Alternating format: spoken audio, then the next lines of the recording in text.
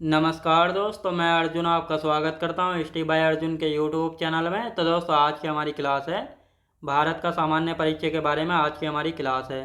तो दोस्तों, जैसा कि आप सभी को पता है, हमने यूपी पुलिस कांस्टेबल के लिए जो है पुलिस बैच स्टार्ट किया है, जिसमें जो है हम संपूर्ण ज्योग्राफी को जो है कंप्लीट करेंगे और एक एक टॉपिक करके जो है अच्छे से जानेंगे। तो आज का हमारा टॉपिक हो जाता है भारत का सामान्य परिचय के बारे में। तो पहले हम यूपी पुलिस कांस्टेबल के लिए जो है सिलेबस देख लेते हैं, ज्योग्राफी में कौन कौन से टॉपिक या चैप्टर जो है कवर करने वाले हैं, और उसके बाद जो अपना आज का टॉपिक भारत का सामान्य परिचय को स्टार्ट करेंगे। तो चलिए दोस्तों, देखते हैं सिलेबस कौन कौन सा है। तो सबसे पहले हम बात करते हैं इसमें भारत का सामान्य परिचय, ये आज का हो जाता है हमारा टॉपिक। अब सिलेबस की बात करते हैं। जैसे भारत का भूगोल यानी इंडियन ज्योग्राफी में जो है हम कौन कौन से चैप्टर कवर करेंगे, और इसके बाद जो है वर्ल्ड ज्योग्राफी में कौन कौन से चैप्टर करेंगे, तो इन सभी को पहले देख लेते हैं आज की क्लास में।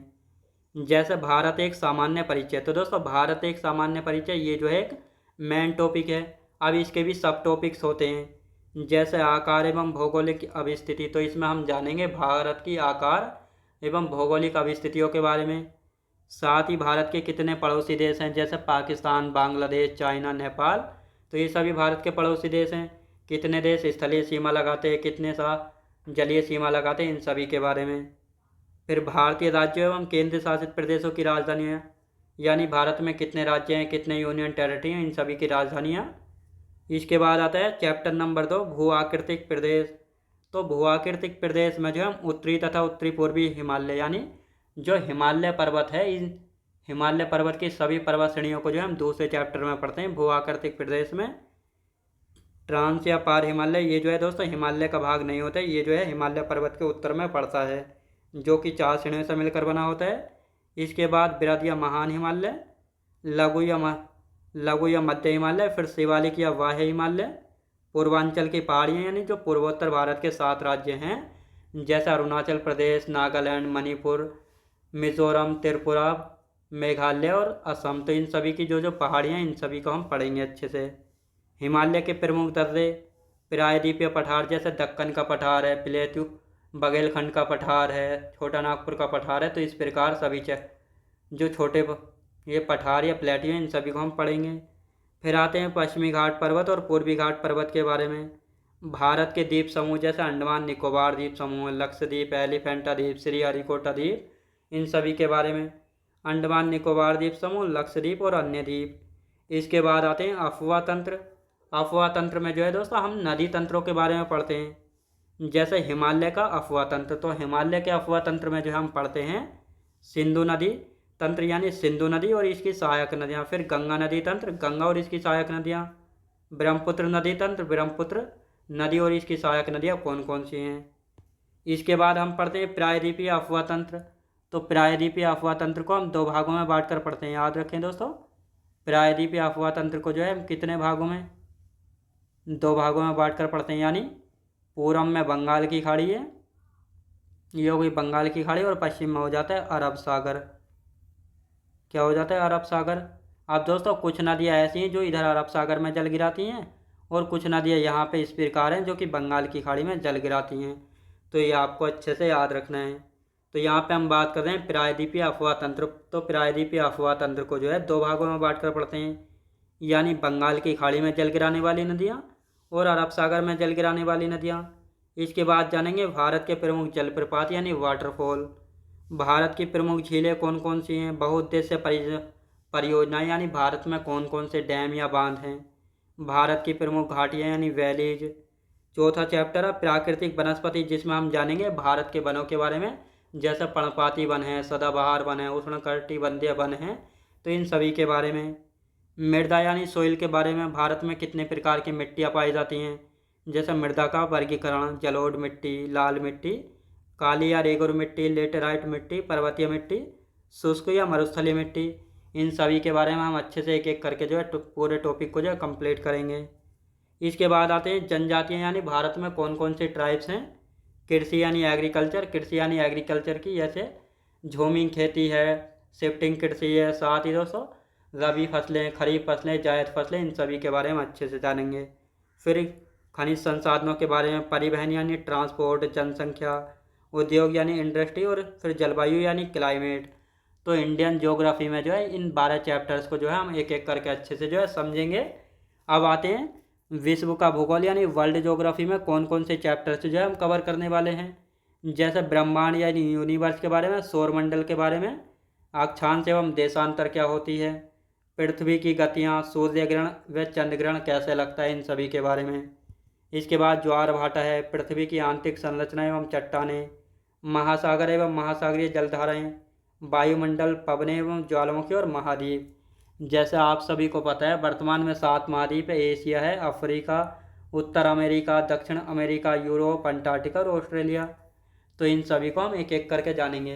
तो ये था दिल्ली पुलिस कांस्टेबल यानी यूपी पुलिस कांस्टेबल के लिए जो है ज्योग्राफी का सिलेबस था। इंडियन ज्योग्राफी और वर्ल्ड ज्योग्राफी का कौन कौन से चैप्टर हम कवर करने वाले हैं। अब आज का हम अपना टॉपिक शुरू करेंगे भारत का एक सामान्य परिचय। तो सबसे पहले हम जान लेते हैं दोस्तों ज्योग्राफी के बारे में। तो ज्योग्राफी यानी भूगोल, तो ज्योग्राफी जो है 2 शब्दों से मिलकर बना है, जिसमें जियो और ग्राफी। जियो का अर्थ होता है पृथ्वी, याद रखें दोस्तों, जियो का अर्थ है पृथ्वी, और ग्राफी का मतलब होता है डिस्क्राइब, मतलब वर्णन करना या अध्ययन करना। और ये ज्योग्राफी शब्द जो है ग्रीक भाषा का शब्द है, ये भी आपको याद रखना है। साथ ही जो ज्योग्राफी शब्द है इसका यूनानियों के द्वारा जो है दिया गया था, तो ये आपको याद रखना है। तो ज्योग्राफी शब्द 2 शब्दों से मिलकर बना है, अर्थ यानी पृथ्वी और वर्णन करना। तो ये आपको याद रखना है, यानी सीधी सीधी यहाँ पे डेफिनेशन बन जाती है। पृथ्वी का वर्णन करना ही जो है क्या कहलाता है, भूगोल कहलाता है। पृथ्वी का वर्णन करना ही क्या, भूगोल कहलाता है। ज्योग्राफी शब्द किसके द्वारा दिया गया, यूनानियों के द्वारा दिया गया, और ये जो है एक ग्रीक शब्द है। साथ ही ज्योग्राफी शब्द का पहली बार प्रयोग इरेटोस्थनीज ने किया था।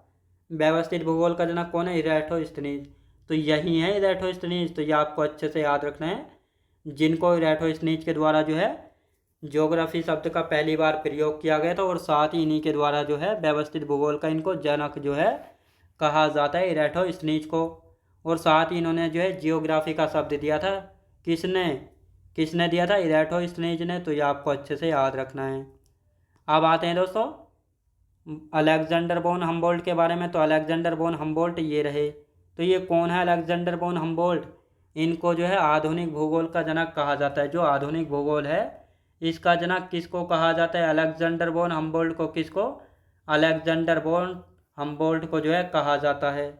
अब इनकी एक पुस्तक है जिसका नाम है कोसमोस। तो कोसमोस पुस्तक के लेखक कौन है, अलेक्जेंडर बोन हम्बोल्ट है। और इस कोसमोस पुस्तक में जो है ब्रह्मांड के बारे में बताया गया है। जो कोसमोस पुस्तक है इसको अलेक्जेंडर बोन हम्बोल्ट ने लिखा है, लेकिन इसमें जो है ब्रह्मांड के अध्ययन के बारे में बताया गया है। साथ ही इन्होंने क्लाइमेटोलॉजी शब्द दिया है, जिसमें जलवायु विज्ञान को समझाया गया है। तो ये आपको याद रखना है, यानी अलेक्जेंडर बोन आधुनिक भूगोल के जनक है। इनकी पुस्तक है कोसमोस, जिसमें ब्रह्मांड के बारे में बताया गया है। साथ ही इन्होंने क्लाइमेटोलॉजी शब्द दिया है और जलवायु विज्ञान को भी समझाया है। इसके बाद आते हैं मार्टिन बेहम के बारे में। तो ये है मार्टिन बेहम, ये दोस्तों ये है मार्टिन बेहम। दुनिया में सबसे पहला ग्लोब बनाने वाले व्यक्ति हैं, जिन्होंने 1492 में दुनिया का पहला ग्लोब बनाया था। तो दुनिया का जो पहला ग्लोब है ये किसने बनाया था, मार्टिन बेहम ने। ये रहा दोस्तों ग्लोब, और ये ग्लोब जो है निकोलस कोपरनिकस के सिद्धांत से प्रभावित होकर बनाया था। तो ये आपको अच्छे से याद रखना है। ये क्वेश्चन पूछ लिए जाते हैं कि मार्टिन बेहम ने जो है दुनिया का पहला ग्लोब कब बनाया था, 1492 में बनाया था। किस सिद्धांत से प्रभावित होकर, निकोलस कोपरनिकस के सिद्धांत से प्रभावित होकर। अब दोस्तों यहाँ पे बात करते हैं अनेक्जिमेंडर। तो अनेक्जिमेंडर ये रहे अनेक्जिमेंडर, सर्वप्रथम मानचित्र बनाया था। तो इन्होंने जो है सर्वप्रथम मानचित्र बनाया था। ये है दोस्तों सबसे पहला मानचित्र। तो ये आपको याद रखना है, यानी पृथ्वी का सबसे पहला मानचित्र किसने बनाया था, अनेक्जिमेंडर ने बनाया था। अब यहाँ पे हम बात करते हैं भारत की। तो ये दोस्तों ये है भारत। भारत के उत्तर में क्या है, हिमालय पर्वत। तो दोस्तों ये हो गया नॉर्थ, ईस्ट हो गया वेस्ट, और ये हो गया दोस्तों साउथ।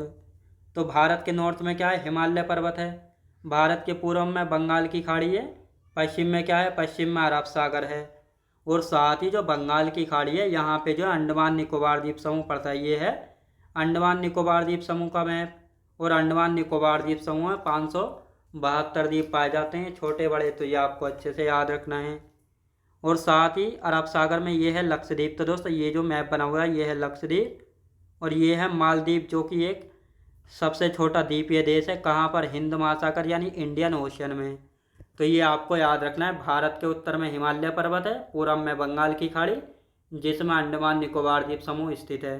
साथ ही पश्चिम में क्या है? अरब सागर है जहाँ पर लक्षद्वीप समूह स्थित है। और भारत के दक्षिण यानी साउथ में इंडियन ओशियन यानी हिंद महासागर है, जहाँ पर क्या है दोस्तों? इंडियन ओशियन में जो है सबसे छोटा द्वीपीय देश मालदीव पड़ता है। तो ये आपको याद रखना है।